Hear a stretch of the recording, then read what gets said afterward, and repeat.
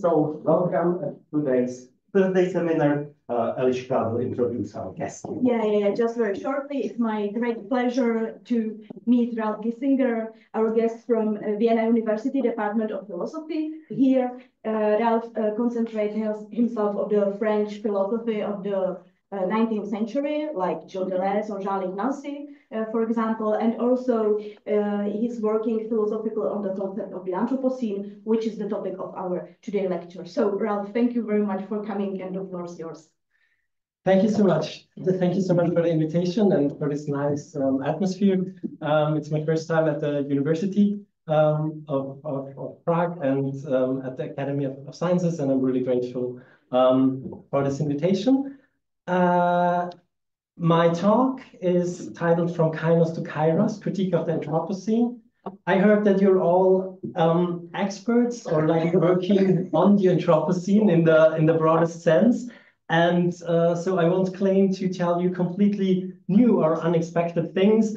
I want to summarize certain debates and talking points around the Anthropocene, and I want to try to highlight maybe underestimated aspects and make some fruitful connections of various discourses. And maybe last but not least, show some possible perspectives and functions from the standpoint of the humanities or theoretical studies. I've not used that term in Vienna, but maybe I can bring it back to Vienna. I really like that. So, as already said, I come from a philosophical background. Yeah, this will be like, you will see that this will be, of course, always there will be philosophical talking points and topics, but I tried to also have the talk as an interdisciplinary thing. And you can always interrupt me with questions. And yeah, maybe in the end, we can see how much time there is. I can also maybe cancel some things out. So from Kainos to Kairos, critique of the Anthropocene.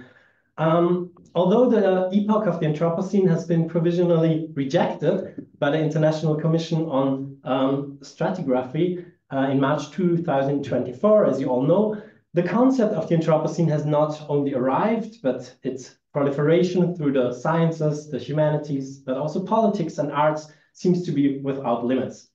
Nevertheless, the success of the term coincides naturally with some ambiguity regarding its conceptual, scientific, and political viability. Starting by summarizing some of the most controversial debates about terminology, timing, temporality, but also causality and implication of the concept of the Anthropocene, I will ask what the role could be that philosophy or the humanities should play in, for, towards, or even against the Anthropocene. Like a good philosopher, I start the talk by explaining the title and its hidden or not so hidden methodological question.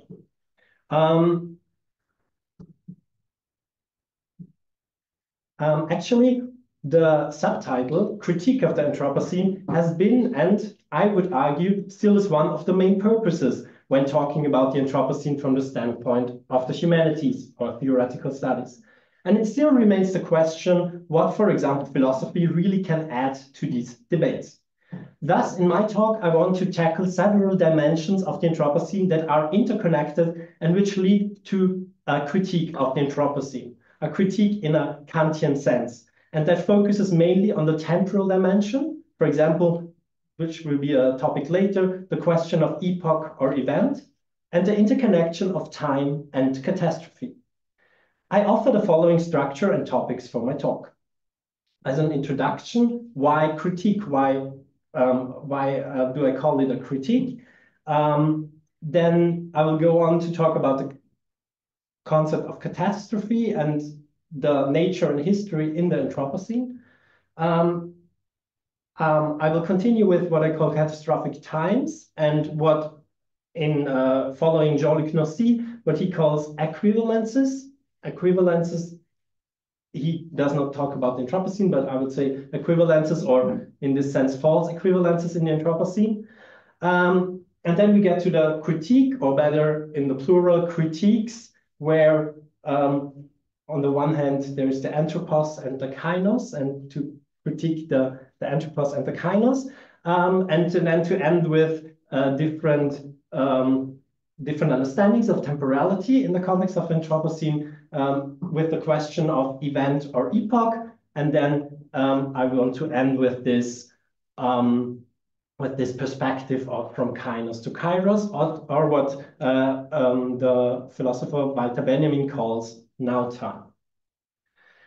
So the Anthropocene. With Kant, we have two ways to think about a concept.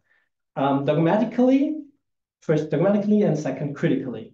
You all know the original meaning of krinein, of critique krinein, that is to separate, to divide, part, or distinguish, without a necessary normative twist. There will be several divisions, separations taking place in this talk. We will start by critiquing in terms of separating the term itself, divide the Anthropocene itself etymologically into anthropos, which means human, humanity, and scene, kainos, and its concomitant significances as well as its problematization. So first, dogmatically. This is like a Kant interpretation that you could say to think dogmatically could be contained under a concept that is contained under another, a prior concept of the object, which constitutes a principle of reason and then determine conformity with this. So then we land, for example, here at the conclusion that we live in the Anthropocene, that is just a description of our present time, or depends on the definition of the starting point, have lived in for several decades or centuries, and still see it as a starting point for at least an uncertain or even a catastrophic future. It is just an epoch, the most recent, newest one, the Kainos, that is marked mostly by the appearance, influence, and impact of this uncanny figure of the Anthropos, that is simultaneously a universal as well as individual subject.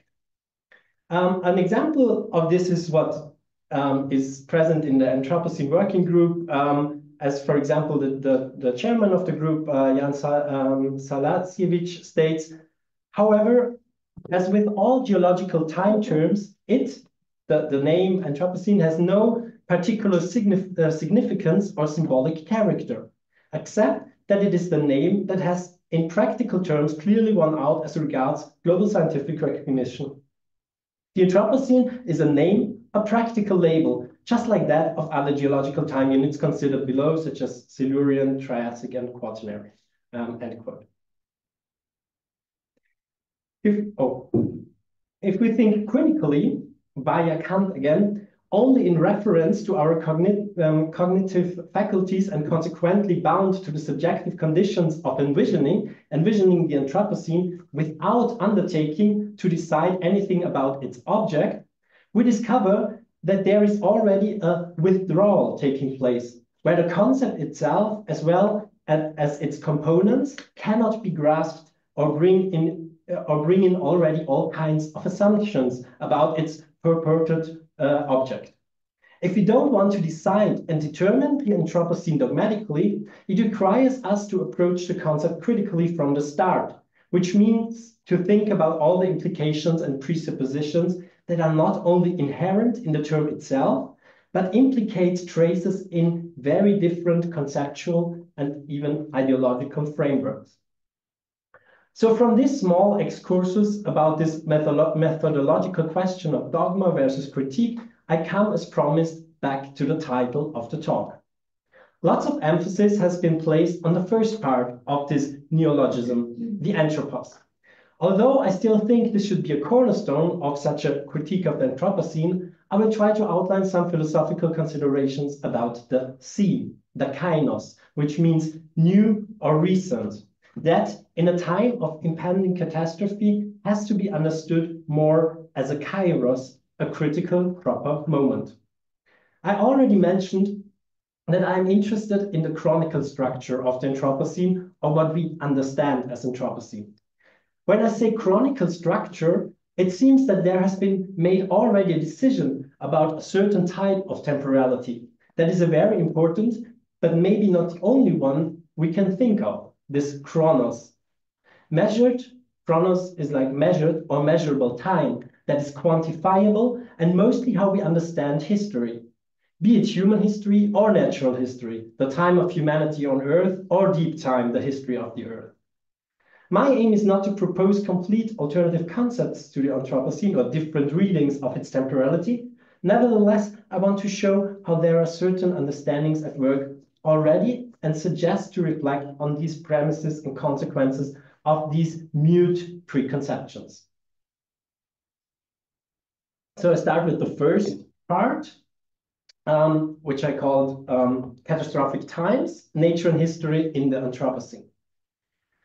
With catastrophic events of nature, like quote, nature, like global warming, arguments emerge that insinuate an equivalence of vulnerability, responsibility, or being affected by these catastrophes.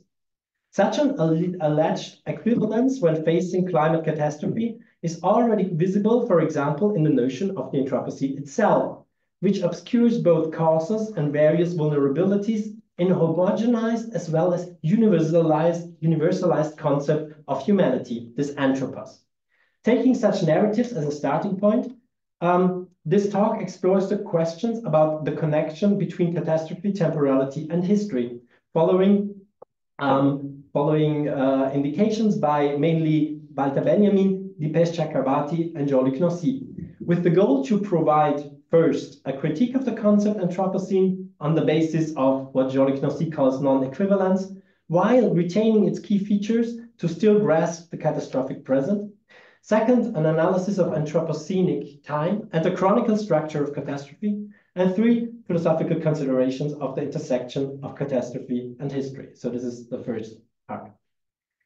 In his study of the risk society, the German sociologist Ulrich Beck sums up his thesis of the disappearance of class society in favor of, in his opinion, a more equal distribution of risks in the concise formula. Also there, I think I have most quotes on the in the presentation. So Beck says, poverty is hierarchic, smog is democratic. In a similar manner, Dipesh Chakrabarty argues in Climate of History in respect to the new geological epoch of the so-called Anthropocene.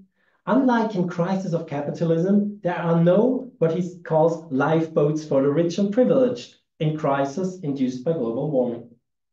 Thus, we encounter a similar structure of argumentation which assumes a more general, even fairer distribution of being affected or vulnerable when facing natural catastrophes, in comparison to catastrophes caused by humans or technology. Although, especially in these two cited examples, said distinctions become already blurred, and natural catastrophes prove to be at least in part anthropogenic. Indeed, Beck and Chakrabarty are initially correct.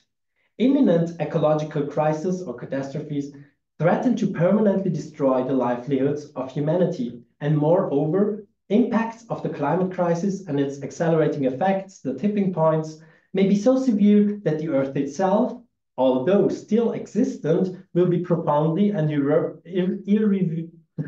irreversibly altered for all life forms and living beings. Therein lies the real significance of the Anthropocene as a geological force. Especially in relation to catastrophic events of nature, such as the climate crisis and other ecological devastations, these rhetorical figures emerged that insinuate an equivalence of vulnerability, responsibility, or being affected by these catastrophes. Like you can think of this quote, we are in this together. Such an ostensible equality facing climate catastrophe is already visible, for example, in the notion of Anthropocene itself, which obscures both causes and various vulnerabilities in a homogenized as well as universalized concept of humanity, the anthropos. The normative content of this kind of equivalence will be addressed later in the text. In a first step, the postulated catastrophic equivalence as such, a concept of Jean-Luc Nancy, will be discussed.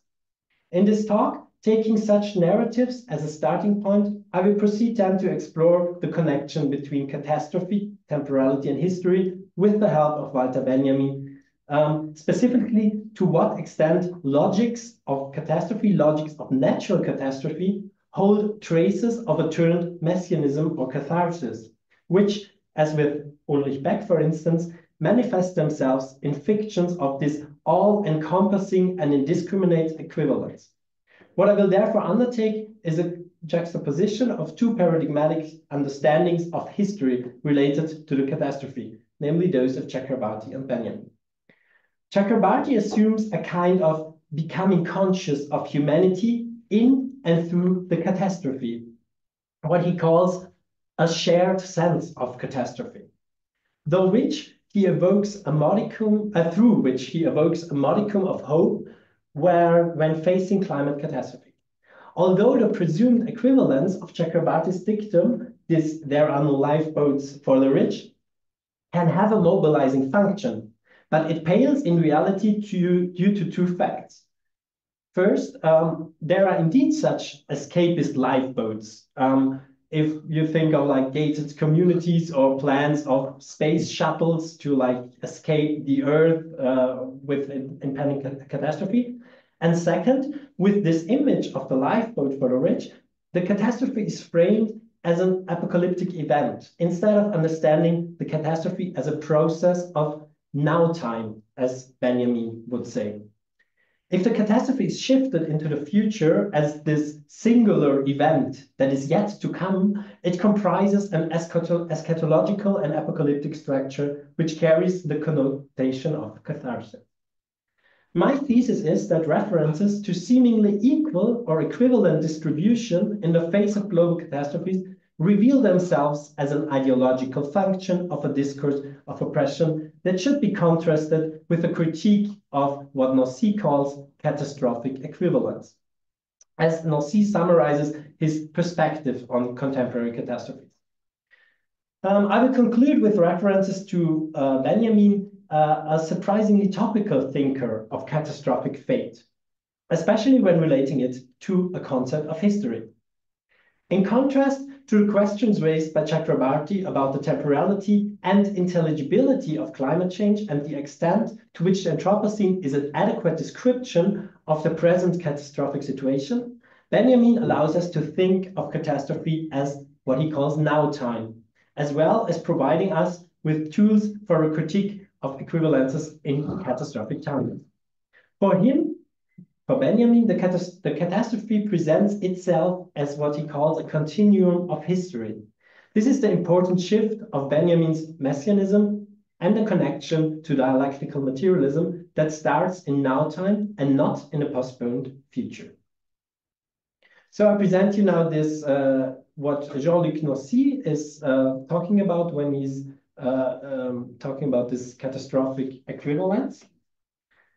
So Jean-Luc Nossi develops this concept of catastrophic equivalence after the earthquake and tsunami and ensuing nuclear catastrophe in Fukushima, in order to point out the inevitable entanglements of nature and technology, as well as politics and economy, which become indistinguishable through globalization and especially through catastrophic events. Without suggesting the direct comparability of different catastrophes, Nossi criticizes a general tendency toward equivalence, which he grounds in the exchangeability as well as commodification in late capitalism. That, because of this indistinguishability, does not aim at equality at all. Hence, for Nossi, the problem of equivalence is twofold. First, the equivalences of catastrophes as such, and secondly, general equivalence presents itself as catastrophe. Following Nossi's indication of this deeply rooted connection between catastrophe and equivalence, I present three different but intertwined branches that follow up on this line of reasoning and will guide the further structure of this lecture. First, the collapse of the distinction between nature and its purported opposites, like technology, humans, culture, and so on. Second, questions of catastrophic times, a possible equivalence of past, present, future under catastrophic conditions. And third, a political critique of equivalence. Non-equivalence against, for instance, the concept of the Anthropocene. with these presuppositions of equivalence. So first, one crucial point in Gnosis' argumentation is that in and through catastrophe and its equivalence, the distinction between nature and its supposedly counterparts, as I already said, for example, technology, culture, human society, doesn't hold up. Similarly, Chakrabarty argues that in the catastrophic Anthropocene, one cannot distinguish anymore between natural and human history. Chakrabarty's diagnosis is not so new when thinking about possible predecessors like Hegel, Marx, Engels, Adorno, Lukács, or Benjamin, even though the prevalent distinction at play there is mostly first and second nature, like traditionally in philosophy. An example for the dialectical interplay of natural and human history is given, for example, by Marx Engels in the German Ideology. And I quote,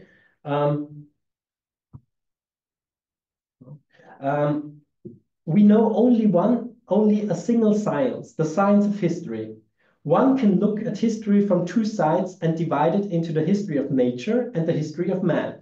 The two sides are, however, inseparable. The history of nature and the history of man are dependent on each other so long as man exists. End quote.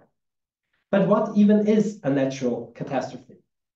Gnosis states that natural catastrophes are no longer separable from their technological, economical, and political implications or repercussions. This goes back to his earlier formulated thesis that, especially in the modern world, technology is never external to nature, if nature has an outside at all. It is always within it. Or technology is what Gnosis says, a specific unfolding of nature. For example, Gnosis criticizes a confrontation between nature and technology that is based on an ecological protection of nature from technological access, or one which subordinates technology to the purposes of a mythical nature. And he says this quote, which may be a little bit hyperbolic, but still, an ecology properly understood can be nothing other than a technology.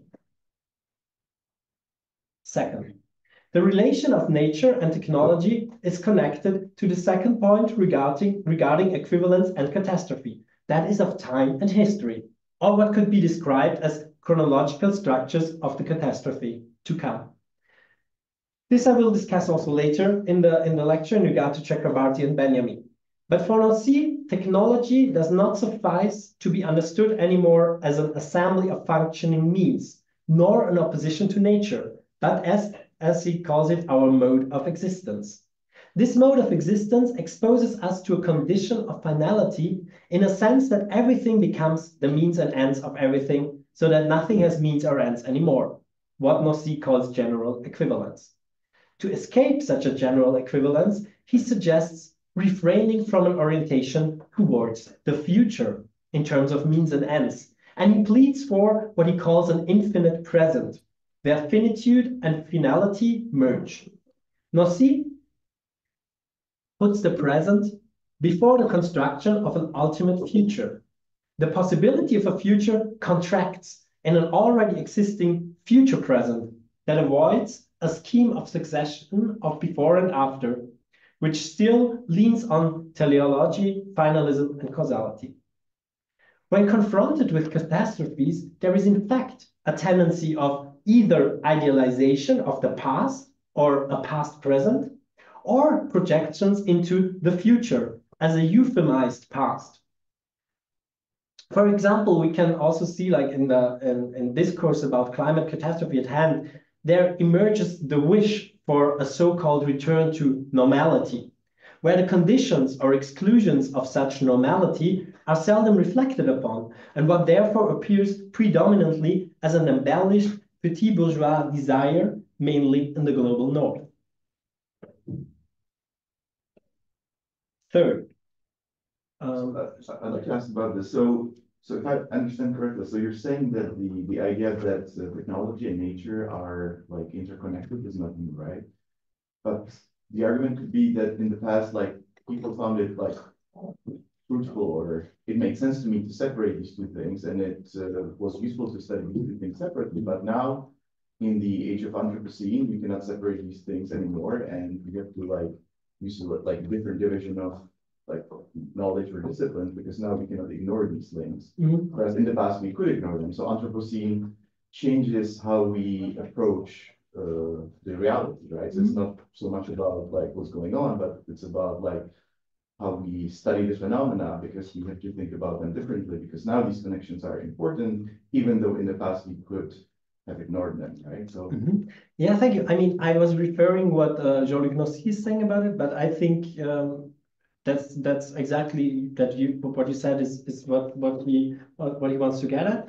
I'm not sure though if it really.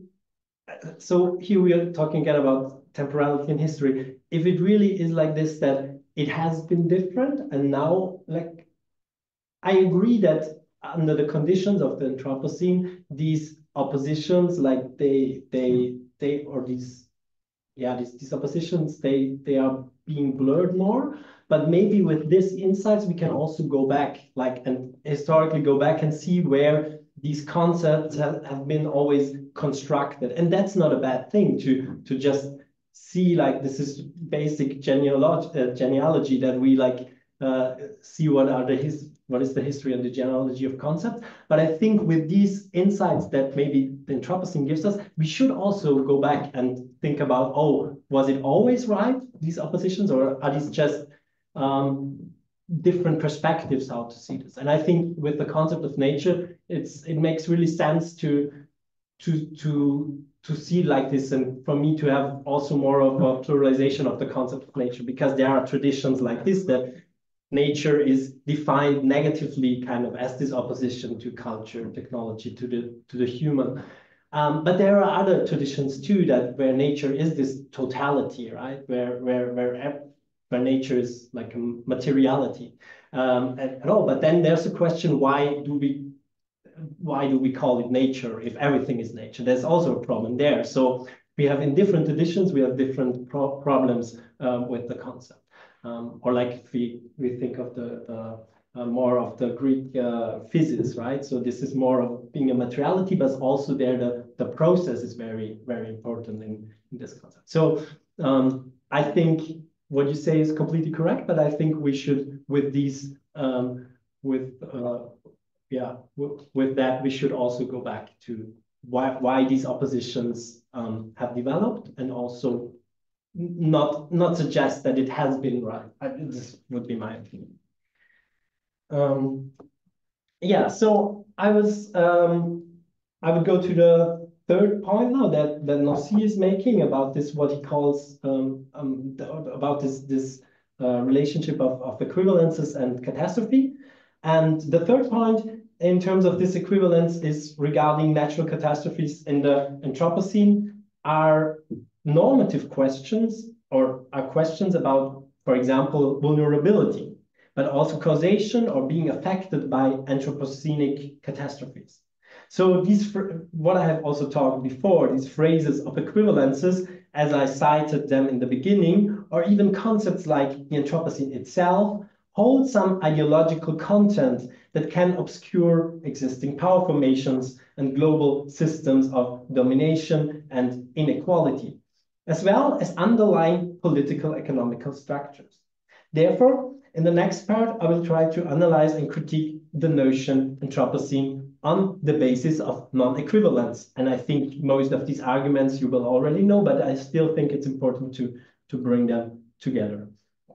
So Nancy said in this last quote from him, non-equivalence does not overturn equivalence, it makes it explicit. It says, all are equal in that no one is identical or commensurable with others. So I think this could be also maybe connect to this question that we that to have a counter concept or a counter argument does not negate the first one, but it's like also something that broadens our understanding, right? The Anthropocene is a catastrophic equivalence. So especially in relation to severe natural disruptions, the terms catastrophe and crisis, for example, are sometimes used interchangeably. It's not really clear what the difference is, but one could argue that the main differences lies in the temporal dimension, which, however, is used variably in the discourse on climate, but with a normative reasoning.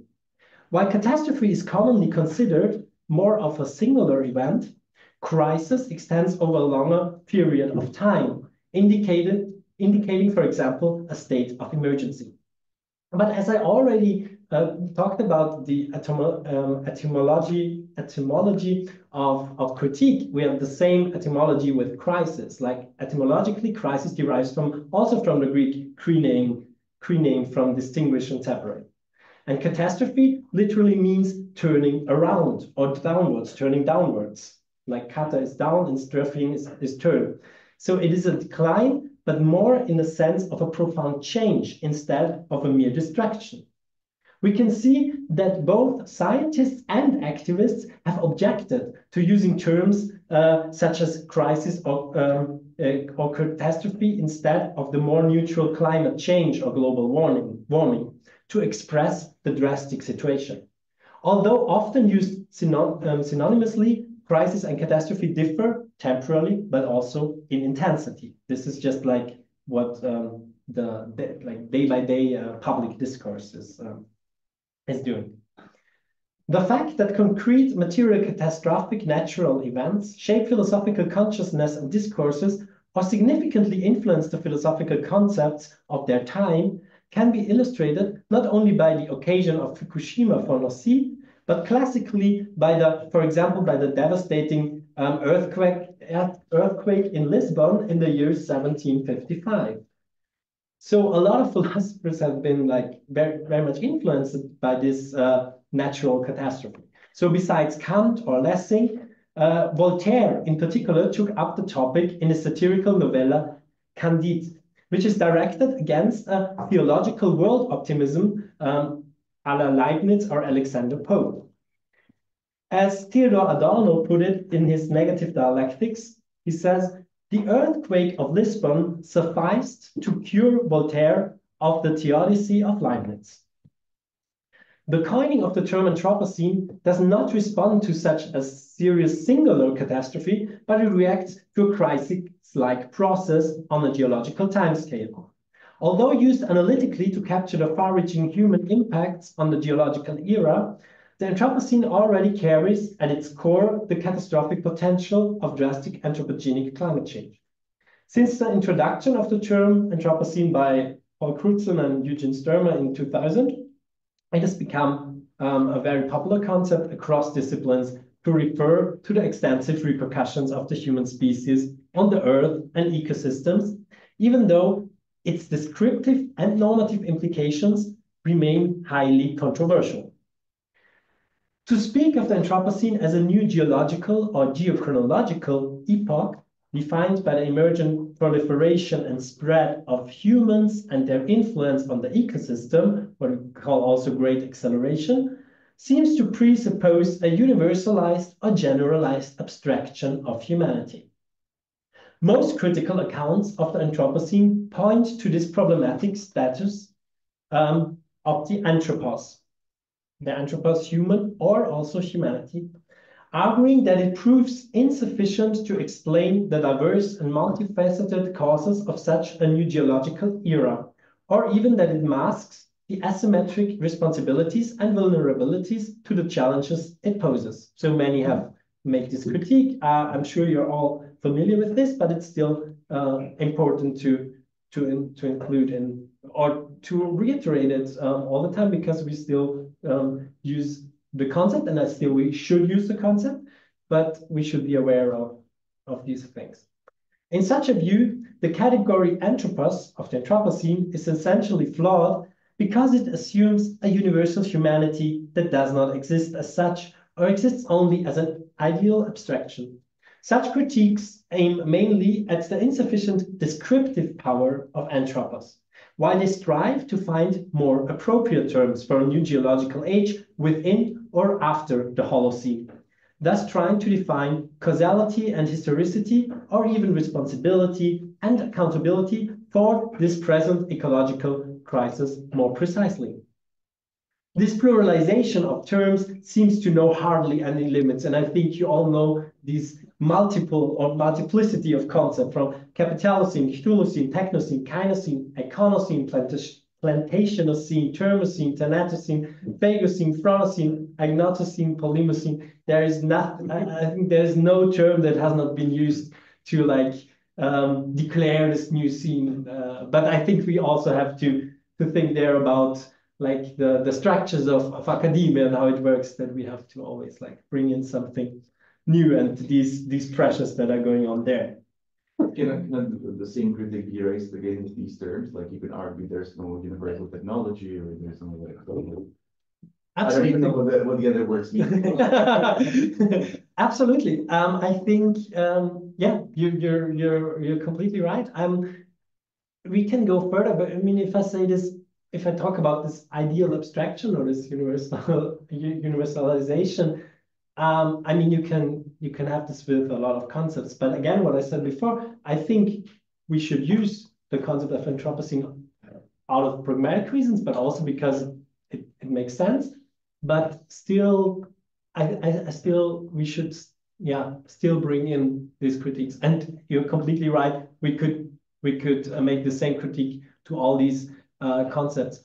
And I think that's also why, yeah, it's interesting to have these alternatives as maybe complementary understandings, to see that, to just underline what could be like problems or what could be like the Anthropocene could be lacking. But it's not like, oh, we find the right term now, and this is the text. It would be stupid, if I may say so. But yeah. But still, I think this does not negate the problems also of the Anthropocene. So, at the same time, it is a very difficult task to demand differences regarding causation or vulnerability without individualizing the problem. So, for example, the infamous, you all notice the infamous carbon emission footprint, for example, that is on the one hand a very useful tool for information for all our lifestyles and very different lifestyles of individuals. And it suggests the possibility of reducing said personal footprint solely by own choices and seemingly, for example, ethical consumerism, what can't be achieved, for instance, with infrastructure or whole energy systems based on fossil fuels. Thus, it is also no coincidence that this carbon footprint has, as you maybe know, has been heavily marketed and popularized by BP, by British Petroleum. Spectres in the Anthropocene subjects of catastrophe. Interestingly enough, both, and I come back to always these two quotes from the beginning of Beck and Chakrabarty. Interestingly enough, both Beck and Chakrabarty contrast their thesis on equivalence in the face of anthropogenic natural catastrophe to class society, as Beck says, or to the other crisis of capitalism, as Chakrabarty says, in order to indicate a specificity of such supposedly natural phenomena. As, for example, Jason Moore and Donna Haraway have each noted in their critique of the Anthropocene, ecological crisis cannot be understood simply as crisis of humanity, the earth, the planet, or ecosystems. Rather, the irreducible connections with the capitalist mode of production. Therefore, the spheres of production, circulation, and consumption must be considered, which is why Moore refers to it as the Capitalocene. And this is one of the more, also would say, popular counter-concept to the Anthropocene, right? The Capitalocene is a complementary concept to the already widely used and well-known concept of Anthropocene. So it's not about like replacing it, but it is concerned with first historical issues, for example, when and by what means the drastic changes on a planetary scale begin, and second, about conceptual considerations of philosophical and political relevance. And this means that humanity, presupposed in the anthropos of the Anthropocene as a generalized universal category, seems to disregard, for example, categories like inequality or class. Therefore, the term conflates and obscures irreducible human differences in responsibility, vulnerability, power, and so on, as well as systemic and structural causes of the Anthropocene and its ecological impacts. So Jason Moore argues for placing humans in the web of life without abandoning their particularity. For example, not reproducing a human nature dichotomy while examining the political and economic cause of the devastating, what he calls capitalogenic and not just anthropogenic geological force. In addition to the Anthropocene or the Capitalocene, there are also proposals, as I already saw, told you, but there is this, for example, Cthulhucene, Technocene, and so on. But there is also the negation of the need of such a new geological epoch and also the retention of the Holocene. And I will go in this later with this question of the epoch versus event. What comes to light here is a critique of ideology and the politics of concepts. This is by no means a mere philosophical gimmick. Rather, it is an analysis of the causes, responsibilities, as well as possible solutions. Like these causes, responsibilities, is it humanity, is it technology, is it capitalism, industrialization, and so on and so on. Possible, but it's also pointing, if you're talking about causality, of course, you're talking also about possible solutions for a catastrophic change of the climate and thereby of the human and non-human living conditions of the ecosystems that is already present. However, the various designations for the age we are living in, this scene, Kainos, are not necessarily to be understood as mutually exclusive or even contradictory, but a matter of emphasis, and really here a matter of political emphasis. So it's always like a political struggle too. But who or what is the anthropos of the Anthropocene? Its subject. So Chakrabarty claims that humanity as a universal we, he calls this the universal we, cannot be experienced as such. Although humanity has arguably become a global actor as a species. It is astonishing that for this Marxist and post-colonial historian Chakrabarty in particular, the threat of climate catastrophe in the Anthropocene constitutes humanity as a universal actor, although this must remain an idealistic abstraction that obscures differences in matters of class, imperialism, colonialism, racism, or gender. In contrast, and I'm quoting now surprisingly Carl Schmitt, which is a very, in other ways, very problematic thinker, but also can be very inspiring in some senses. But I think it's very interesting to have this connection. So Carl Schmitt, in his 1932 paper, very influential, The Concept of the Political, hits on an ideological function of the concept of humanity that may also prove true for Anthropocene.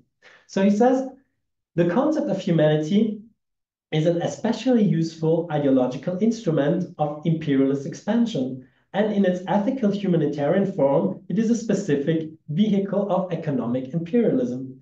Whoever invokes humanity wants to cheat. Very, very interesting. If you would remove Schmitt from this, only from this quote, there's a wide variety who also, like today, who could have said this. So Schmitt focuses primarily on the normative content of Anthropos, but the critique of the Anthropocene is first concerned with a descriptive question, namely whether it is appropriate to the phenomenon as an analytical concept, and only in a second step with its lack of political viability. As I argued in the previous section, the category we is problematic because it presupposes a universal we that remains analytically questionable as well as imprecise due to the homogenization and totalization of the universal figure humanity. For the Anthropocene, there are varying degrees of responsibility, vulnerability, accountability, utility, or causation. In the same line of reasoning as Chakrabarty, namely that the we of mankind is not tangible, but emerging as this globally impactful actor through anthropogenic climate change, other unspecific universal categories could be constructed as well. So this actually connects, I guess, to the question before, because we can see this in all these other suggestions too, maybe in some more, in others less. but in this sense, with the Anthropos, we could construct also also other kinds of these very unspecific things. For example, such as just the sum of all living beings, also non-human living beings, like a biocene, which cause the same or even more far-reaching geological effects than the Anthropos, but would still explain similarly little. Moreover, the we raises the question of who is affected by ecological crisis, or who, more precise, who is affected first, which is reflected both in Beck's quote of the poverty's hierarchical smog is democratic, and in Chakrabarty's thesis that, unlike in the crisis of capitalism, there are no lifeboats here with climate change for the rich and privileged. And in this aspect, for him, by the way, it's also interesting for Chakrabarty, for him, in this aspect, it resembles the dangers of nuclear war. To be sure, this postulated equivalence has an important mobilizing function. I have talked about this already, to take an impending catastrophe seriously. However, first, not only is, for instance, this vulnerability extremely unevenly distributed globally, if we think of like coastal cities and islands or the virulence of heat waves, it's of course very unevenly distributed. But even, and I mentioned this before, even said lifeboats are actually being built right now, as witnessed, for example, there is this text of Douglas Rushkoff. There's this text, it's called Survival of the Richest. And there are like escapist safe spaces on Earth or colonies on Mars where billionaires could be protected or survive the harshest consequences of a climate catastrophe. And these are only an aggravation of already real existing gated communities, which in Chakrabarty's words for the rich and privileged. But second, and I also mentioned this before already, this image of the no lifeboats for the rich reiterates the catastrophe as this apocalyptic event, rather than understanding the catastrophe as a process of, and now I bring in Walter Benjamin, again, this now time, as a process of now time, in the German it's Jetztzeit. In relation to the climate crisis, this leads to shifting the catastrophe into the future, like this, we understand it with this, and there are no lifeboats for the rich and so on, as this singular event to come, as this coming event, thus structurally resembling eschatological and apocalyptic thinking, which holds still cathartic elements. We encounter such tendencies, for example, they are very popular in like pop cultural or defeatist narratives of world without humans theories, what Frédéric Neyrat calls anthropies. That image. So these world without humans theories, Neyrat calls anthropies, that imagine a situation after the catastrophe without humans, for example. So there's been a lot. There have been a lot of like texts or films that has been dealing with this topic. So then they imagine a situation after the catastrophe where there are no humans. However, in the case of the catastrophic Anthropocene, there is no simple vanishing of humanity. This world without us, which is a text of Alan Weisman, just skips over the disastrous process currently at work.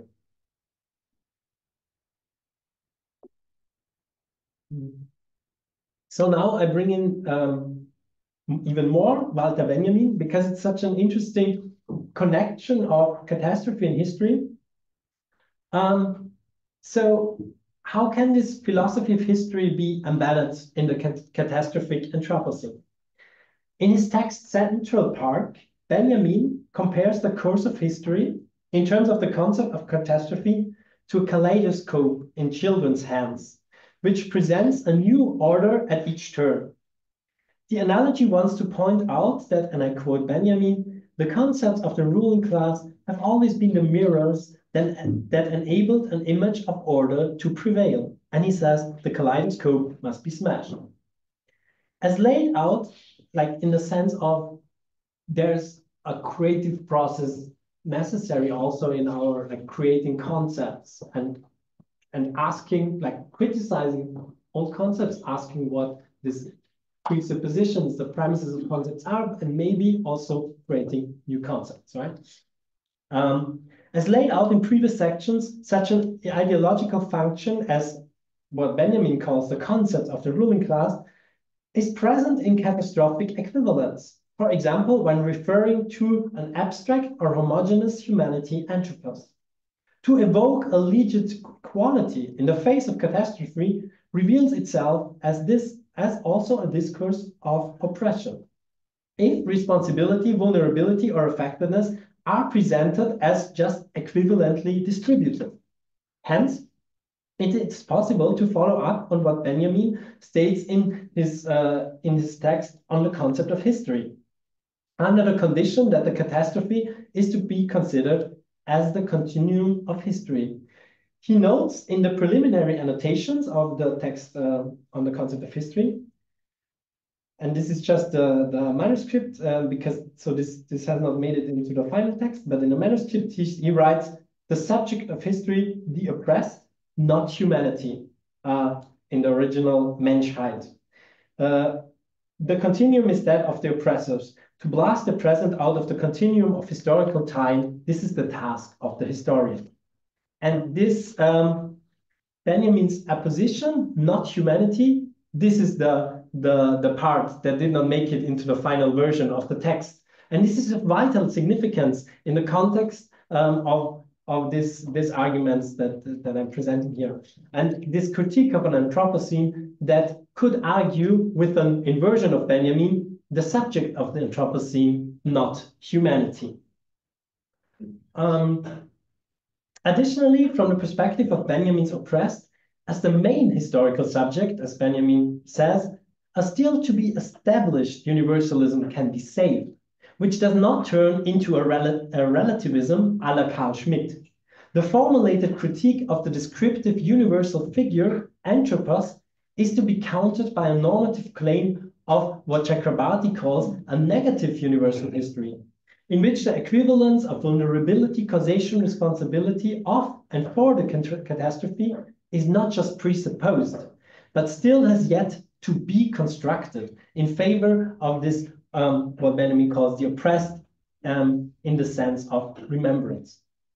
Such a horizon is expressed also by Nancy at the end of his writing on the equivalence of catastrophes in this text after Fukushima. He says to demand equality, to demand equality for tomorrow is first of all to assert it today, and by the same gesture to reject catastrophic equivalence. It is to assert common equality, common incommensurability. What we can draw from the intersection of Chakrabarty, Nossi, and Benjamin as a focal point could be precisely a task of philosophy. Not to presume ideal universals or subjects of history like the anthropos or a we that can obscure crucial differences, and furthermore situate a philosophy of history in and for the Anthropocene in its pasts, futures, and presents. That is catastrophic now times. So I think this is a very interesting thought, maybe with this critique of the Anthropocene, that we don't assume, that we don't presuppose this to go back to the beginning, like dogmatically, there's the anthropos, there's the human, the figure of the human, there's humanity, and that's just the description of what's going on. But we still could and should retain this idea of the human and of humanity, as like Benjamin says, and like Nossi says, to be something that is and has to be constructed, and constructed with this sense of, also with a sense of equivalence and equality, but not as it is already there, but maybe to come. So this was the first part. Now I go more into this question of time and timing. So more to the second part of, as we said, the critique of Anthropocene. This was more now focused on the anthropos, and now I'm focusing more on the Kainos, on the temporal dimension, the question of temporality. And I want to tackle this with the question of epoch or event. I started already with presenting you this this very short statement that just was put on the website after like all these years of discussions and so on, and then there's just this, oh, there was a vote of some people, and this is this kind of deadlock in this whole Anthropocene debate. I think this is also very interesting about maybe we can talk about this later, about also reflecting about our roles in like academia and science and like history of science and so on, or sociology also of science, how this works and how this can be situated in this public and political debate. So I've already shown you that, but I think what's interesting is that this Anthropocene working group, after a preliminary vote, you know, all that in 2019, they suggested originally to treat the Anthropocene as a new chronostratigraphic epoch. So although on March 21st, 2024, the ICS issued a statement rejecting the suggestion of declaring the Anthropocene an official epoch on the geological timescale, but I'm also not sure if the procedure in this committees will be really over. So the debate is for sure not over. You know this maybe better than me. So it remains still highly debated if the geochronological criteria of a new geological epoch are even met, or if it should be, and this is, I think, what is interesting also in a philosophical context for me, not be better characterized as an ongoing event. And of course, there's a long history in the history of philosophy of very different concepts of event in very different philosophers, which makes it, I think, interesting. But it's not just because of this connection, but I think there are a lot of things we can learn from that.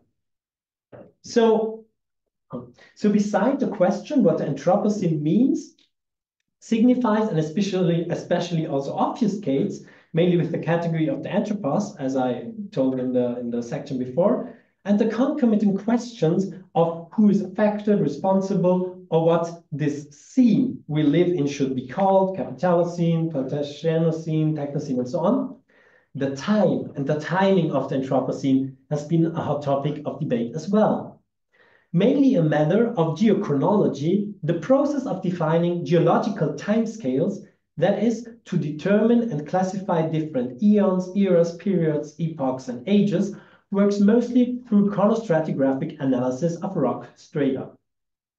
Nonetheless, I will consider the proposal of classifying the Anthropocene as a geological event, therefore avoiding the complex ratification process as well as precise stratigraphical definition.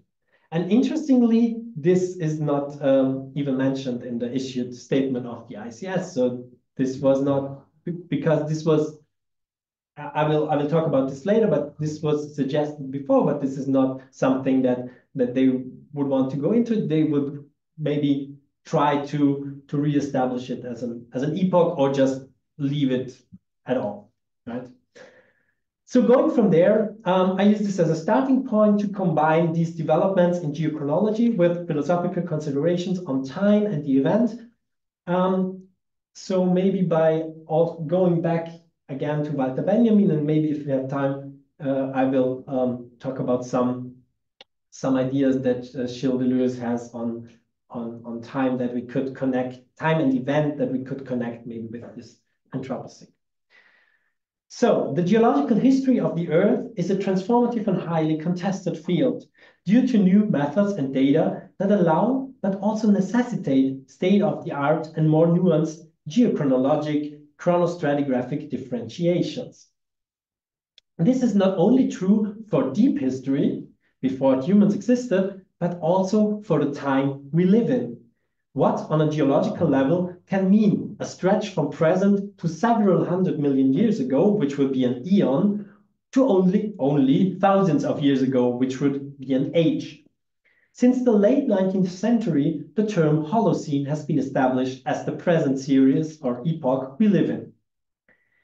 The newest geological stratum on a system or a period level is the Quaternary, with its subdivisions. So you can see, I think you all know this, international chronostratigraphic chart, which is very complex, but it's very interesting also for. But yeah, I'm just having it on there so that you can orientate in that. So we're in the Quaternary right now with this subdivisions series epoch of Pleistocene and Holocene.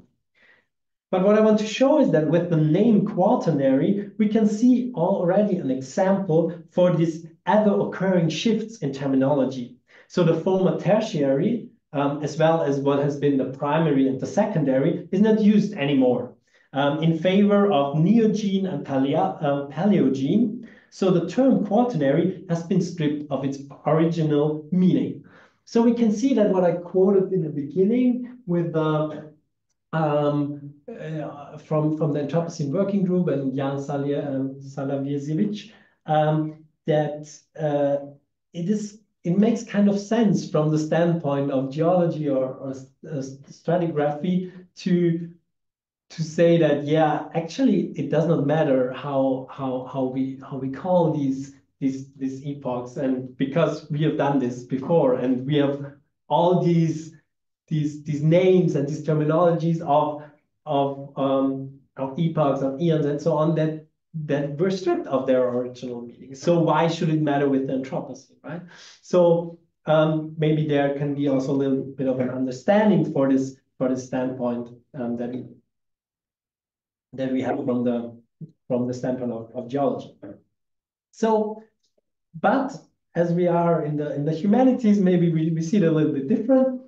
So, talking about the Holocene, we still live officially in the Holocene, and Holocene means entirely recent in a literal sense, and it stems from the Greek holos, entirely total, and also kainos, recent, new, therefore signifying the time dimension of scene. So it describes, the Holocene describes the time after the last glacial period and has been recently 2018, divided into 3 stages or ages, namely Greenlandian, North Grippian, and Megalayan, sorry. Especially with the most recent Megalayan, still our present geological age, so we are still in the Megalayan, comes the first real convergence of natural and human history in geochronology. The Megalayan began around 4,200 years ago. You can see it on the chart. It's the smallest little bit in the top. Maybe you cannot see it, but it's like, so yeah, very illustrating also the whole history of the Earth. So this Megalayan began around 4,200 years ago with a climatic event of a 200-year drought that led to the collapse of civilizations worldwide.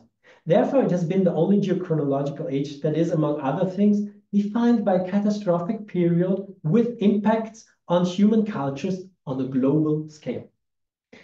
This convergence of natural and human history proves to be even more important, of course, with the programmatic inversion that human beings irreversibly alter the Earth and geological history themselves, the Anthropocene. Especially outside the field of geology, in the humanities, social sciences, political sphere, the debate on Anthropocene, and especially the critique of the concept, has mainly focused on the first part of the word. I already told you this was what I did before, the Anthropos, problematizing the insufficient descriptive power, as well as the normative implications regarding causation, vulnerability, effectiveness, and so on. So this is also what I myself did. But not as much emphasis has been put on the second part of the neologism, the scene, derived from the Greek Kainos, which means recent and new. I'll show you some illustrations where the problematization of time is apparent. But in all instances, how we grasp time is similar. So we have this is the official international chronostratigraphic chart. So this is one of the illustrations, but we have also different versions of this illustration to look at the history of the Earth. And it's very interesting how there are different these different tries to understand it. So I just show them to you. They are just you see these are there's like layers or like a circle or these like spiraling things. That this again is a like an arrow, right? And the first chart as you saw already. So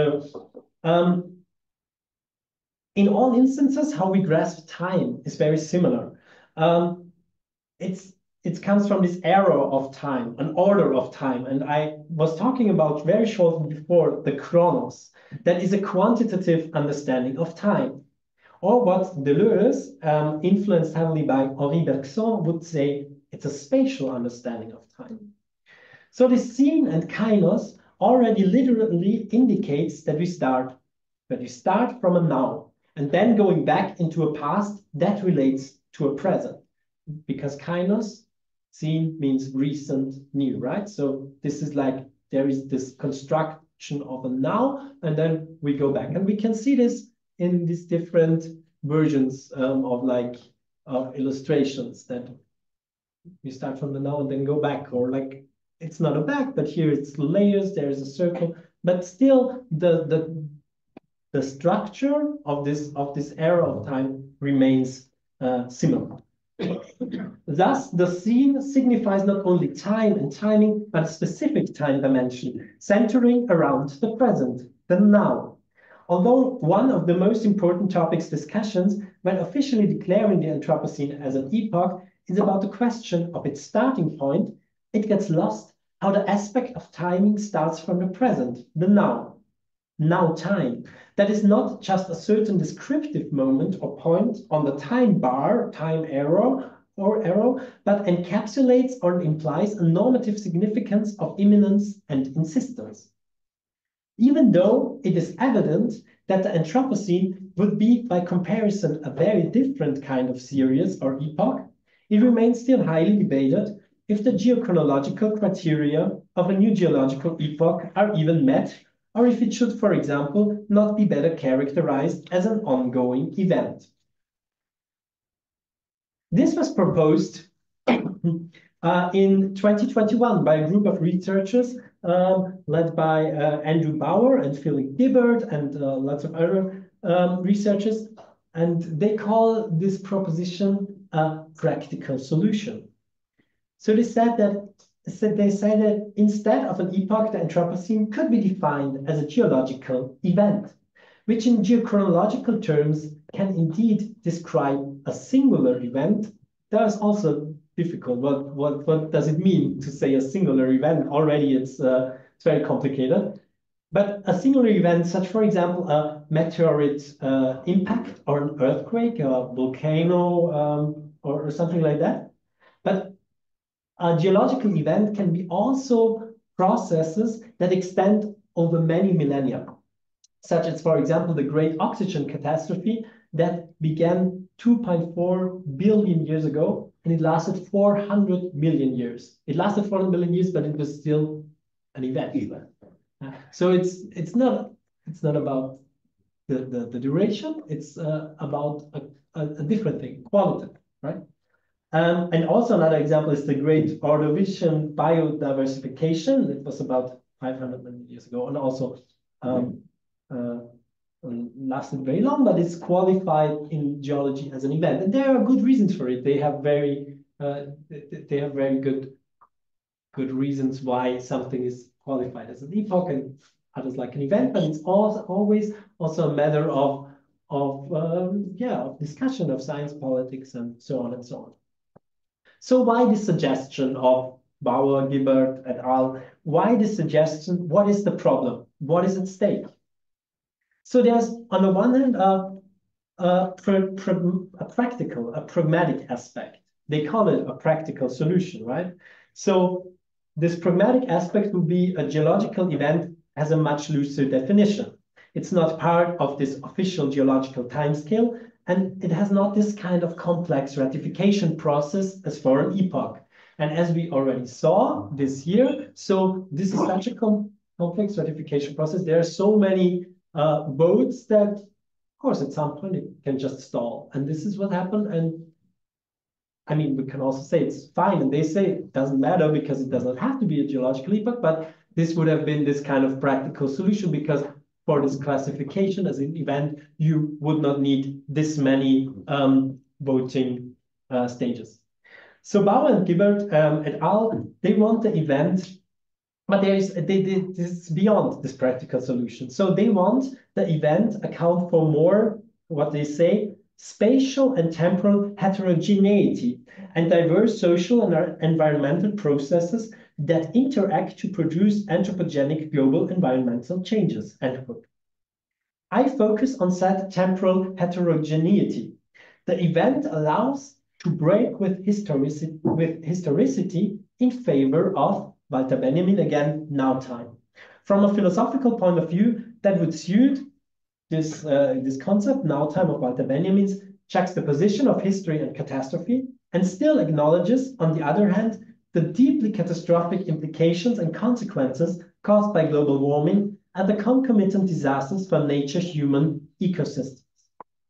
Although it has some merits to think of the Anthropocene as an event instead of an epoch, the crucial point regarding time and history should be nevertheless to grasp the catastrophe as now time, a truly seen Kainos that merges past, present, and future in the now and necessitates an imminent as well as immediate catastrophic Kairos, this proper and critical moment that I have been already talking about.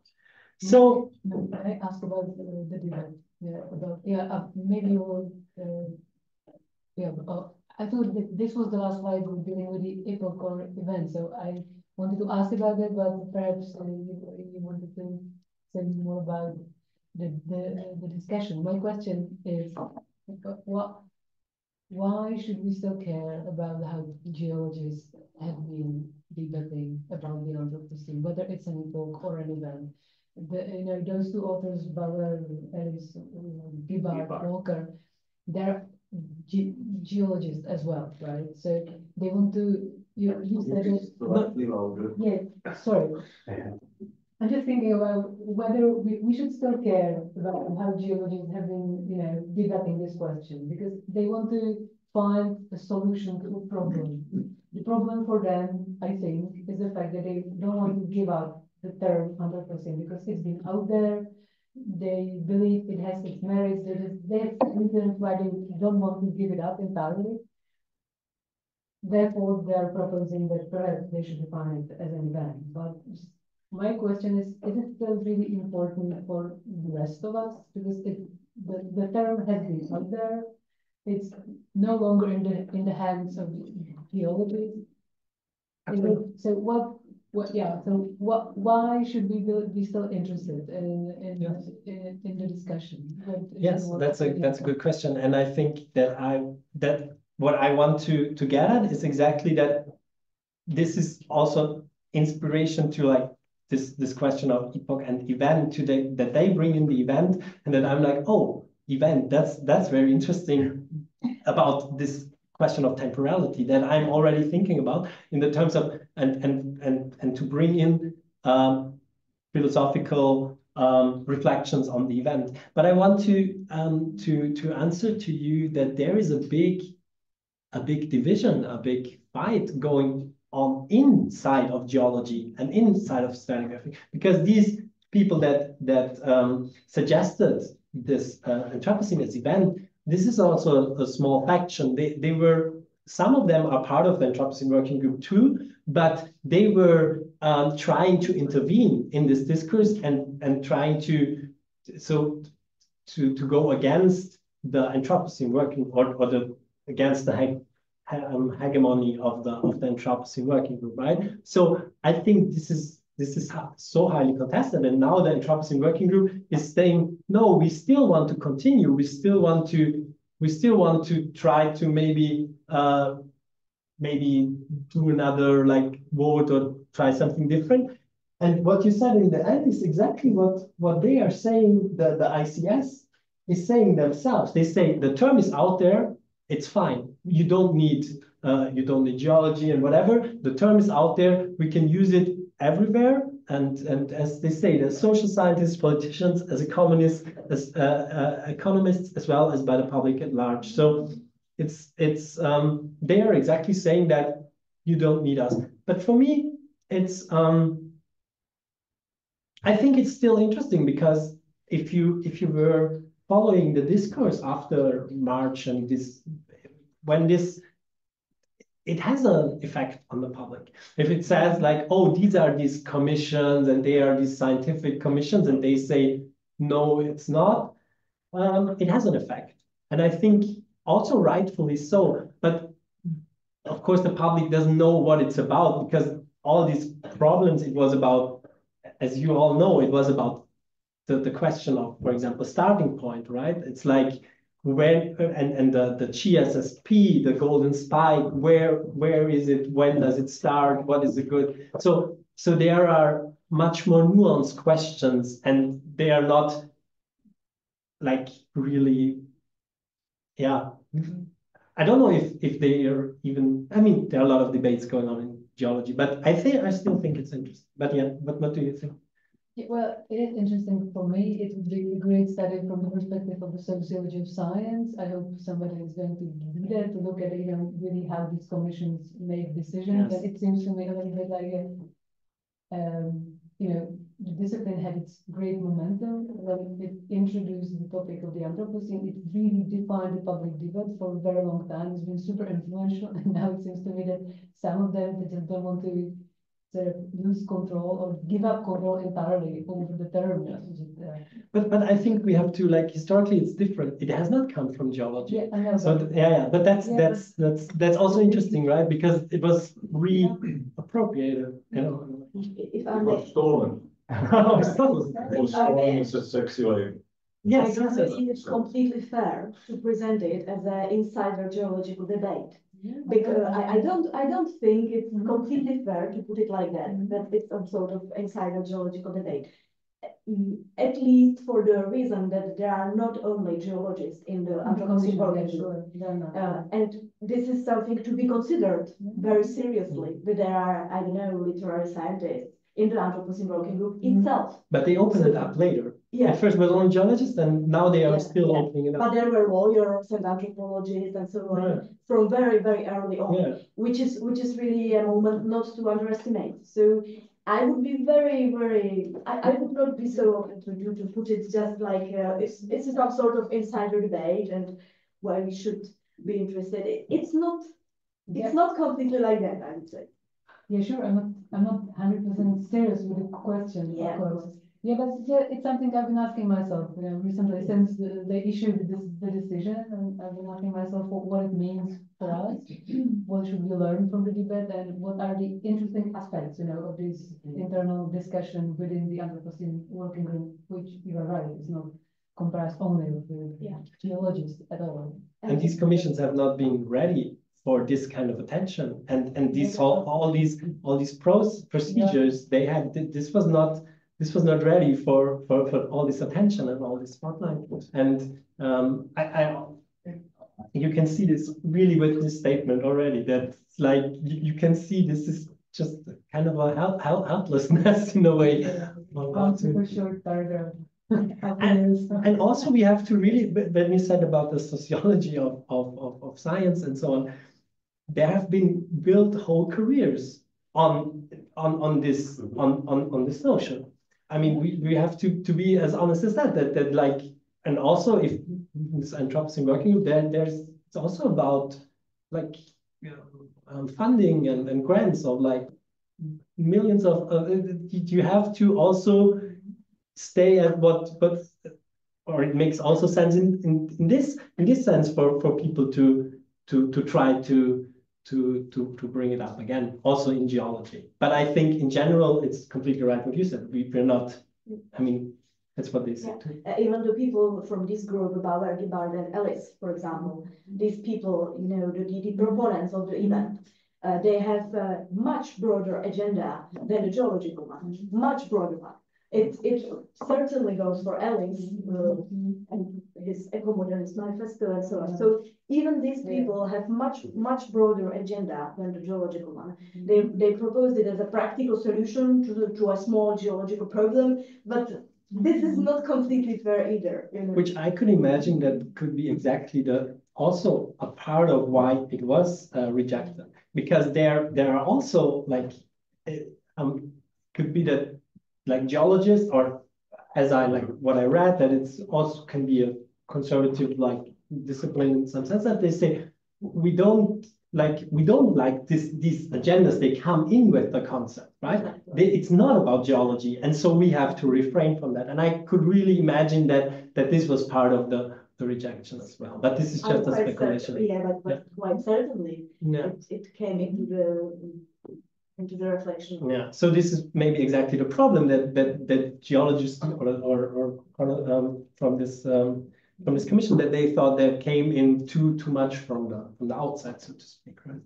So maybe can I ask you, or maybe Rishka could add that what is the agenda beyond this event argument, because the practical solution argument is very weak. It's kind of more escapist, because we don't be into the geological debates, and we don't want to problematize this chart, so then call it an event. This is kind of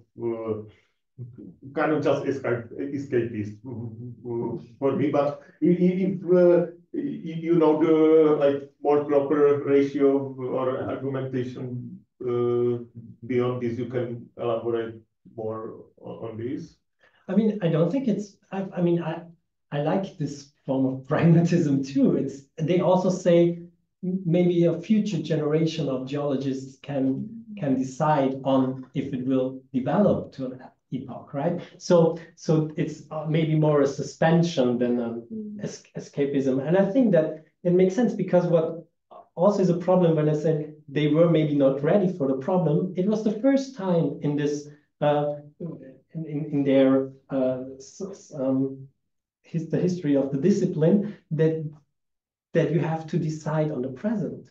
Normally they were used to like go back like millions of years, date, or like millennia back. It's also, if you look at it, like there are so large errors also, like of thousands of years, of course. And then it suddenly, no, you have to decide about the now. And this is where I think it's again interesting that with Anthropocene, it's a complete different question that comes up. It's about this, we start, and it's not completely different, because we have the same, of course, with the Holocene. Yeah. So it's not completely different, but it's in the sense of, oh, the suggestion came from the outside and then we have to take it, and it's about still with the Holocene, it's more about, it's just still far away. It's still more in the normal methodology that they had. And you can see this also in the suggestions that have been brought up, right? What could be the markers of the Anthropocene? You had all kinds of suggestions. Where would be the golden spike, where the GSSP would be, many suggestions, and then you just decide. And there were always people complaining, and like there were also politics involved. Where is the GSSP? And oh, but this is now, it's in Canada, and this is like the global north, and so on. And should we not have this and that? So many these kinds of questions. And the last thing with the last marker was about nuclear fallout, right? So from the great acceleration as the starting point in the middle of the 20th century, which is really, I mean, what a decision that is kind of contradictory in itself against this anthropos as this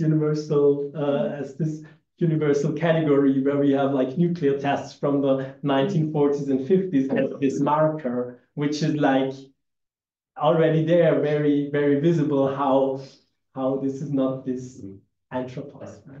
So yeah, sorry. Actually, I like to say that I like this solution, because like it makes perfect sense to me. Because if you work on a larger scale, like it looks like an event. When you zoom in, it becomes an epoch, because from the human perspective, like our life is short, right? So it could be both, depending on whether you zoom in or zoom out. And as you said, like we only understand the time like when it's over, right? Like, you know, we don't know what's going on, but we will understand, like future generation will understand what was going on, right? So we can think about this, whatever, Anthropocene, Kairos, and whatnot, but then, you know, a few generations later, you know, people will decide that this will be completely different, you know, epoch because, you know, they will have the perspective, I think. That's also what the Anthropocene working group is arguing. But I have to try to understand. So like, the simple thing is like people like perceive the words like epoch and like yeah, it's basically like relative, like what's an event, like yeah, the oxidation event like lasted like millions of years, but like compared to the scale of like billions of years, like you know, compared to the whole history of life, it was like I don't know, somewhat like fast process, like yeah, it's an explosion of a nuclear weapon event. Yeah, depends on what time scales we are looking at or something.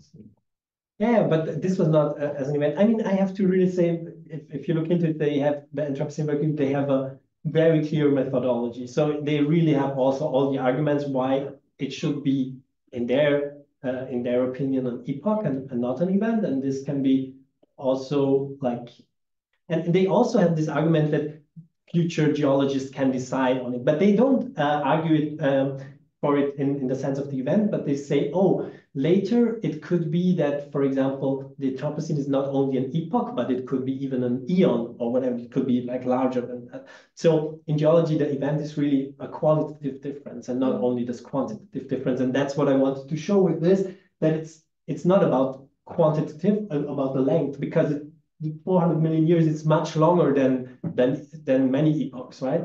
But it's about something different. And also I want to, but I think I will come to that too, the question of, oh, and then it's over and then we decide later. I think what we can see here also is that. But this is somehow purely geological solution. It's somehow, you know, it's pragmatic for them, but they are looking on this from geological sense, inside of geology. They say inside of geology, we say event, because this is what it is.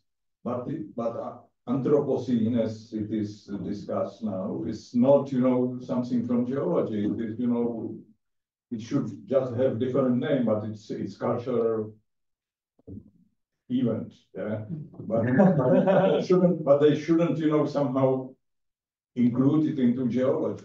Yes, I mean, it's epoch and events and things like that, and then they should say, okay, and now there are these guys who somehow talk about Anthropocene, but they shouldn't include it into geological framework. They should say, okay, they should have different name. This is to begin with. Because it sounds, you know, there is this Holocene, Anthropocene. It sounds like something coming from the, you know, this long scale. Yeah.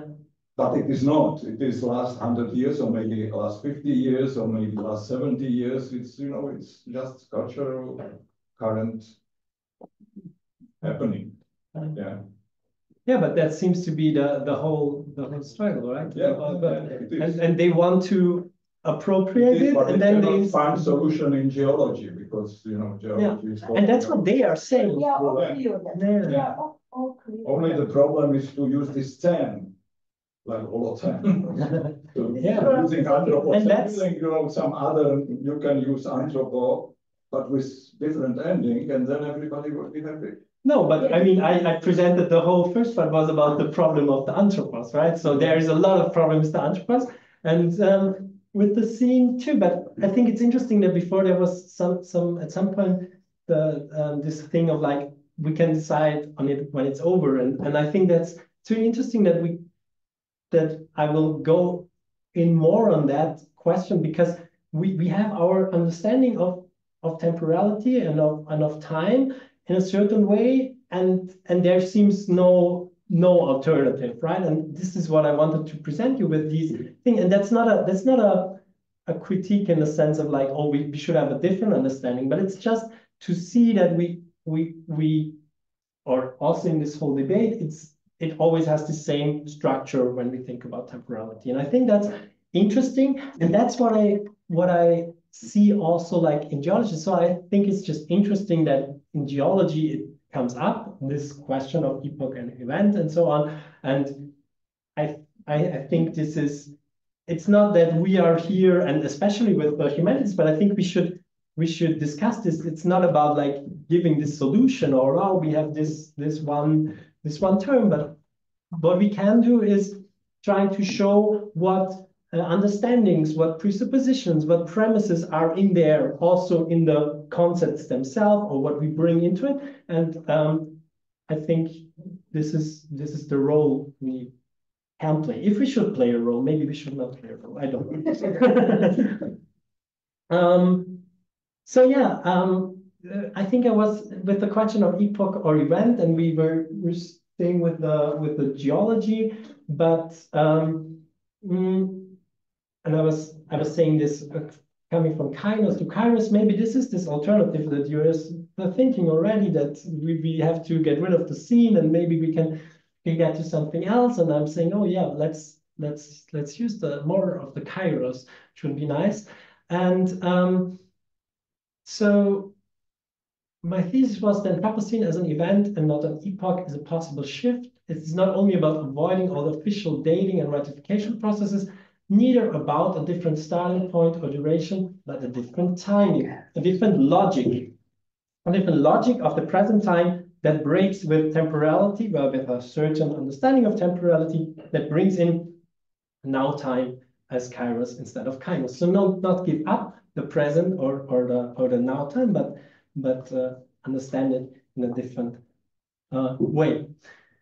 So I go into the because I talked so much about Chakrabarty, about Benjamin, and I now bring them again like in a last passage together in the sense of philosophy of history in the Anthropocene between Chakrabarty and Benjamin.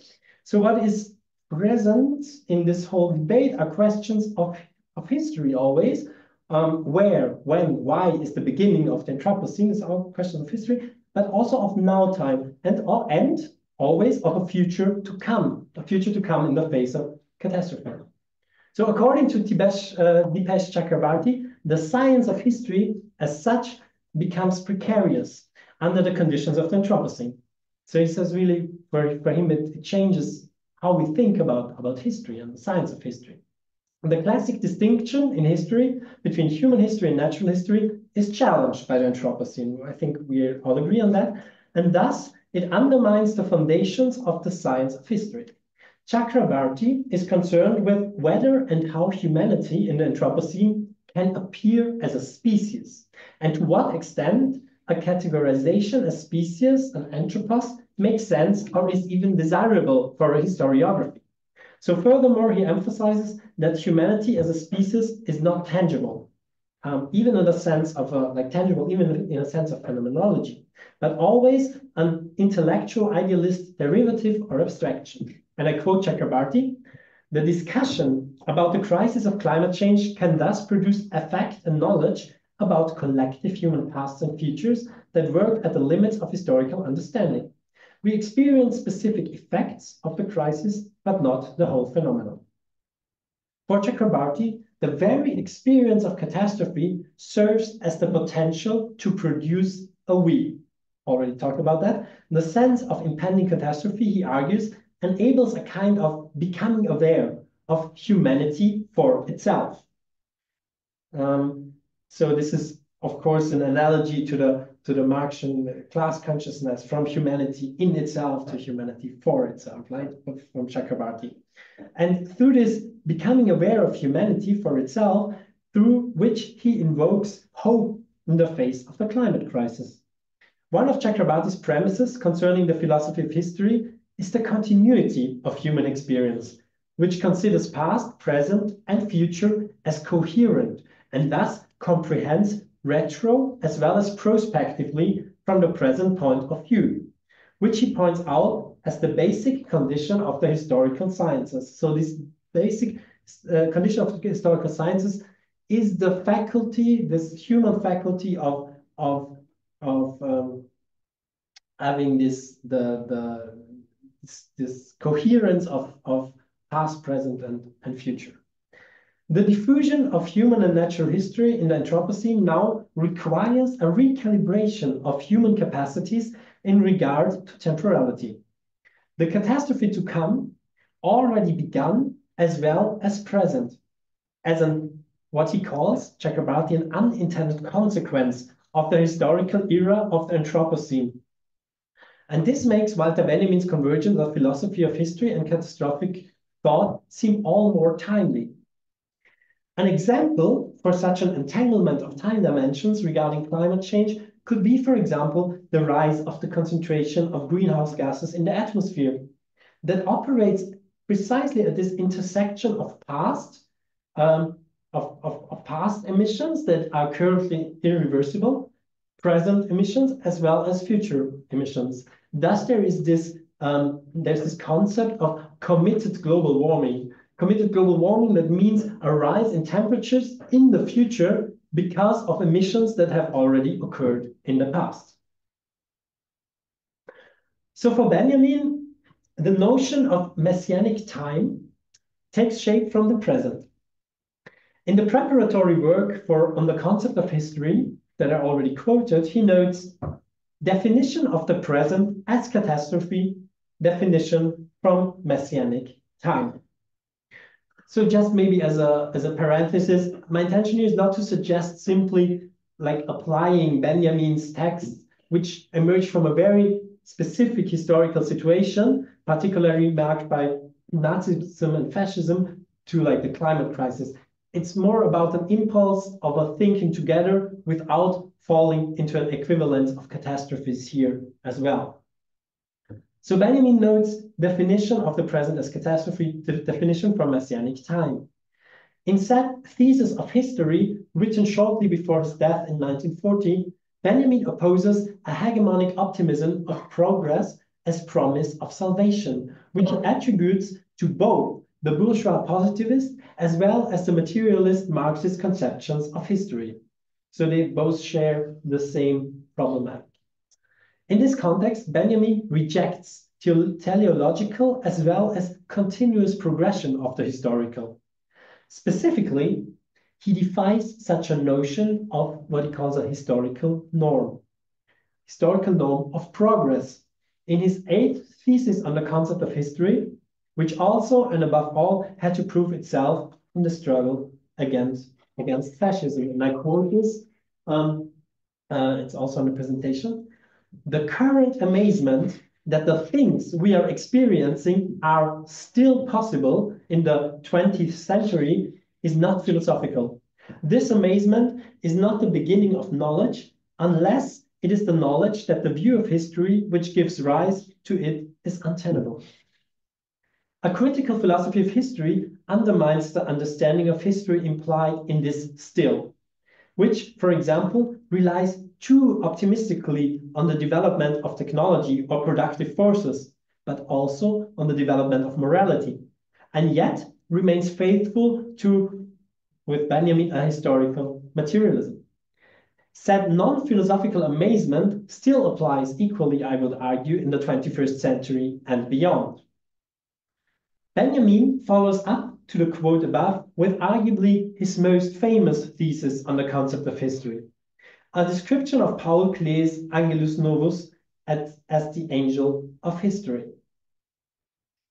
The angel of history gazes with open mouth and widened eyes, no longer amazed, like philosophically amazed, but rather horrified at the wreckage of the past. Unable to close his spread wings, he is carried away by the storm of progress in the direction of the future. With the future and even paradise behind him, the catastrophe grows before his eyes as the aforementioned pile of wreckage of the past. Benjamin's image reverses natural history and human history by symbolizing man-made progress as a natural event. The storm that seizes the angel's wings holds them open and drives him back towards the future, whereby the angel of history can only keep the past as catastrophe in sight. This is the particular twist of Benjamin's messianism and an access to dialectical materialism, which begins in the now time instead of a postponed future and brings together both the different time dimension as well as natural and human history in the concept of what is in original German Eingedenken, and it's translated as remembrance. Eingedenken means a remembrance that contracts the past into the present without closure, but also, in line with Jewish theological tradition, doesn't project into the future. So this means the catastrophe of now time not only means locating the catastrophe in the now as already present in actu, but furthermore grasping the now as catastrophe rather than placing it in the distant future, what I was criticizing before with this, like the event that will take place. Such an intrusion of now time as an event is nevertheless not to be understood as already having taken place and thus again entering into the past. An example is already having taken place, hence as inevitable doom, which could be like also a thing, right? If it already has taken place, there's nothing you can do anymore. So there is this also very, very famous quote of Benjamin that says, Marx says that, oh, sorry, this wasn't already. Marx says that revolutions are the locomotive of world history. But perhaps it is quite otherwise. Perhaps revolutions are an attempt by the passengers on this train, namely the human race, Menschengeschlecht, to activate the emergency brake.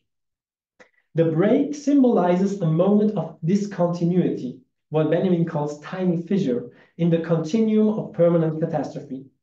This is one of the rare places where Benjamin brings up humanity, Menschengeschlecht, and it can be linked to Chakrabarty's shared sense of catastrophe. So the other one where also we have this humanity that I was indicating before, where he says not humanity, right? The subject of history, not humanity. Here also humanity, but very rare that in Benjamin we speak of humanity.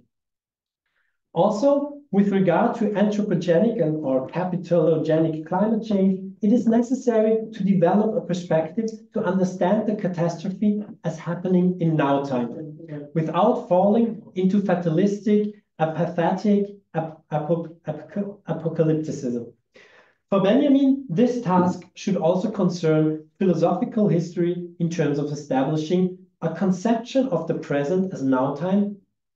And that's a direct quote, a conception of the present as now time shot through with splinters of messianic time.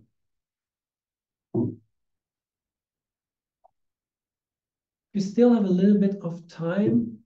You just interrupt me when you want. Still 15 minutes. Yeah, perfect. I just go, this is kind of the last and summarizing some things, but maybe giving this perspectives of possibilities, how to think about this whole, about the Anthropocene, this critique of Anthropocene and time and temporality from philosophical standpoint.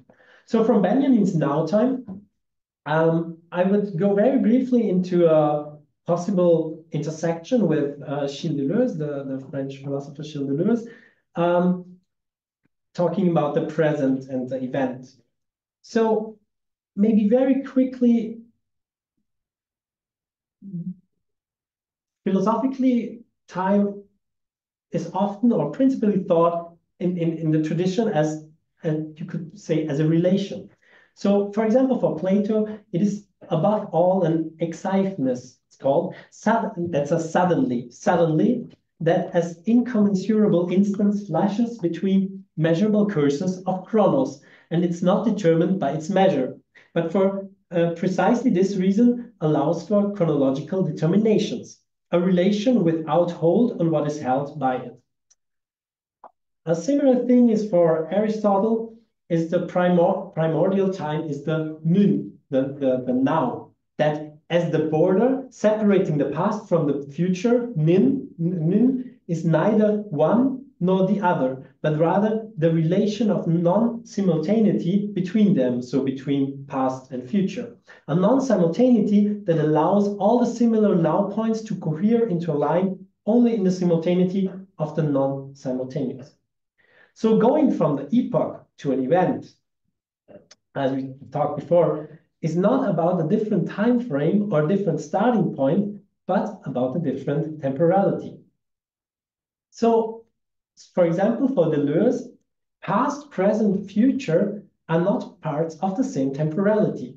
In his interpretation of the Stoics, there are rather, he says, there are rather two different readings of time at work: the chronos and the aeon. And I've been talking about the chronos already, that we have this quantitative understanding of time, and I think it's going on like in most of these discourses about the epoch and so on, and also the whole, all the illustrations I showed you. But in Deleuze's interpretation of Stoicism regarding time, it goes two ways, and they are necessary and exclusionary at the same time. So the one is to say everything is present, omnipresence, that it absorbs or contracts past and future. So the present, it's cyclical and becomes what he calls a cosmic living present.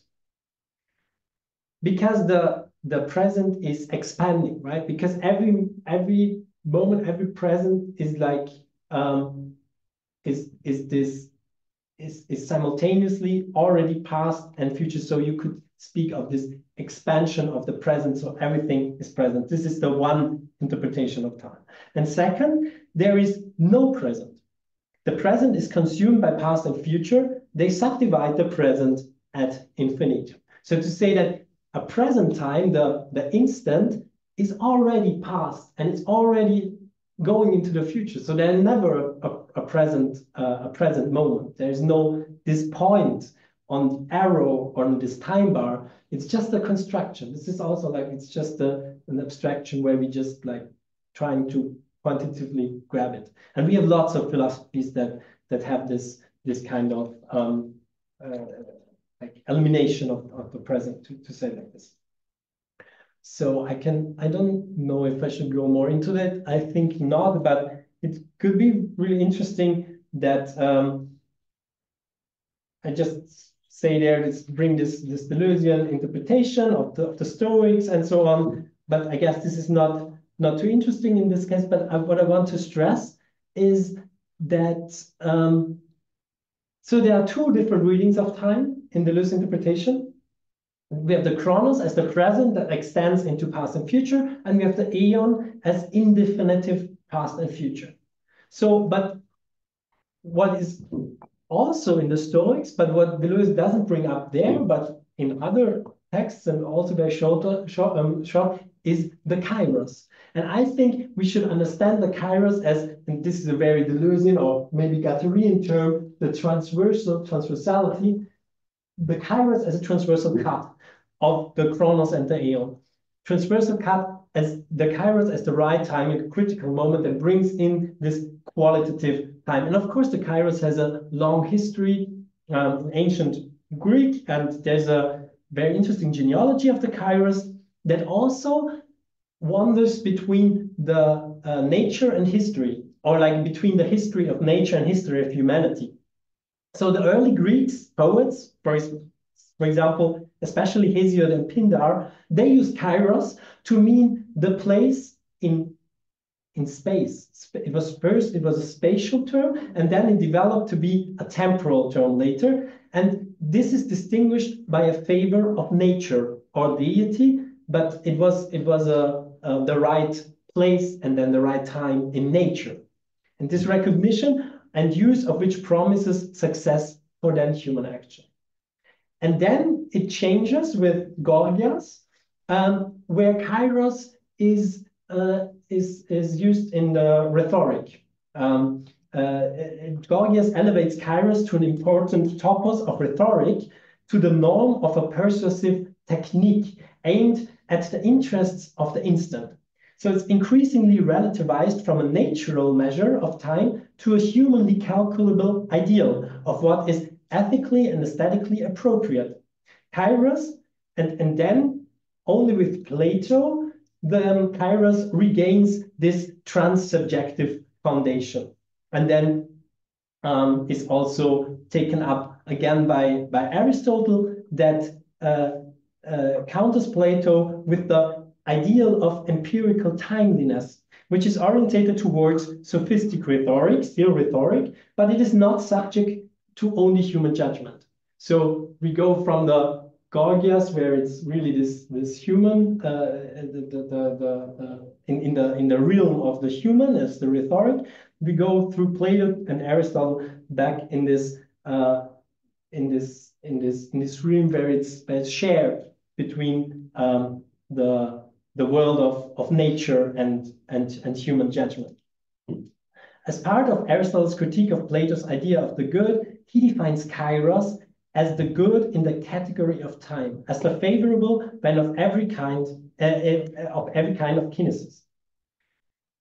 So Aristotle speaks, and maybe we can take this up again.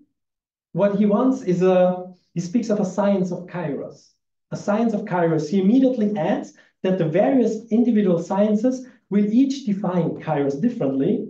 And of course, we have to agree, and we already discussed all the different disciplines and sciences and all different goals they have and whatever. So the individual sciences define Kairos differently. However, they have a constant, and this is Aristotle, in the category of what he calls the necessary in the contingent that makes practical knowledge possible. So this necessary in the contingent is essential for a Kairos. And this is something I think we should and could take up. So the recent rejection of the Anthropocene by an official body of the ICS is most likely not about the concept of the Anthropocene itself, but among other things about the specific timing. So it has been a lot about the question of the beginning and so on, the question of synchronicity, maybe the event of geology, but also maybe also the event of philosophy could encapsulate this starting in the now, the present that is elongated, contracting and absorbing past and future. And what I said before too, the Anthropocene was from the beginning in the formulation of Crutzen conceptualized more in this sense.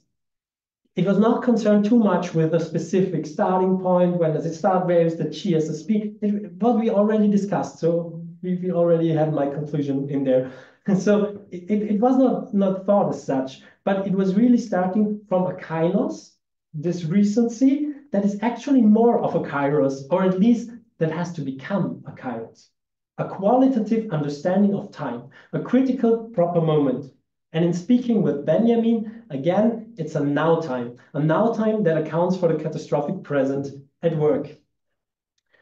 And what is there also needed then is what has been a work of, there was a student of Aristotle, Theophrastus, and it is known that he has written a text, but it has been never found, that is called a chirology of politics. And I think that's also very nice, something that still has to be done, but yeah, this also should show this, what I try to like always go back and bring back these different understandings to the like old understandings from the Greeks, but also update and adapt, and how these concepts still can speak to us, but also has to speak to us.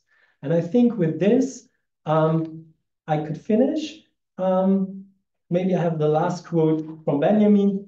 I think it's maybe also a good summary. One last time about the Benjamin, the 18th thesis of the concept of history. And maybe all you know this, he says, in relation to the history of all organic life on Earth, writes a modern biologist, the paltry 50 millennia history of Homo sapiens equates to something like 2 seconds at the close of a 24-hour day. On this scale, the history of civilized mankind would take up 1/5 of the last second of the last hour. And this is exactly this one, right? Where we can see this tiny little bit in the end. So it's very interesting that we already have this with Benjamin. And he says, now time, which as a model of messianic time comprises the entire history of mankind in a tremendous abbreviation, coincides exactly with the figure which the history of mankind describes in the universe. And I think that's it from my side. Thank you so much. The thoughts. Yeah, we have just 5 minutes. Time for So that should be a short Yeah. one. Please not question. We can discuss yours. When we take Kairos instead of Kainos, what would be the new name for Anthropocene? Care for Maybe the Anthropocairos. And maybe, I mean, I did refrain, and you realize that I did refrain from such a thing because I was criticizing this all the time, and I think rightfully so, to just have a new name here and there, and No. so I'm not really in favor. Go for it, yeah. another one. That I have to like cancel all the critique of it. So yeah, as I said, I think, but I think you brought it up. The question that still is with all of us, maybe there is all this critique and all this, but still we're retaining it, and we have to retain it. And I think it's also good to have this concept of Anthropocene. And I'm still struggling a little bit how to bring this together, how to still incorporate this kind of critique without just saying, oh, now we have a new concept. Because actually I don't like this too much, and I don't think it's very fruitful. But in the way where we can have this complementary or supplementary senses and meanings, this would be maybe my idea, without just saying this, oh, now we need a new the concept was more like a joke. No, sorry. But it's still, it's a joke, but it's also, I think in the global scale, it's also not, because everybody brings its own concept. And yeah, I still am searching also for the role of, what is the role of the humanities of philosophy? Philosophy is my field for the theoretical studies. What is the role in these discussions and in these debates? I'm not sure. Yes, I think there are, if we suppose that there is this politics of concepts, and what the concept we use has some practical implications, there could be like two scenarios regarding the critique of the various concepts. First is that, yes, we stick, for example, on the concept of Anthropocene, and build the practical political project around this, which could appear in the future as potentially bad. This is because of this catastrophe of equivalence and so on.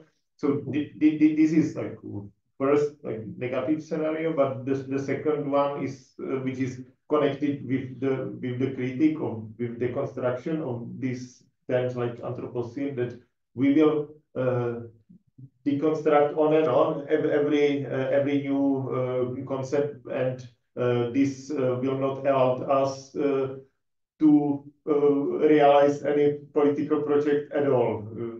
Yes. There are two, like, this is a dilemma between these two things, like to decide on one concept, which can have also negative implications, or deconstruct, but without the proper time to.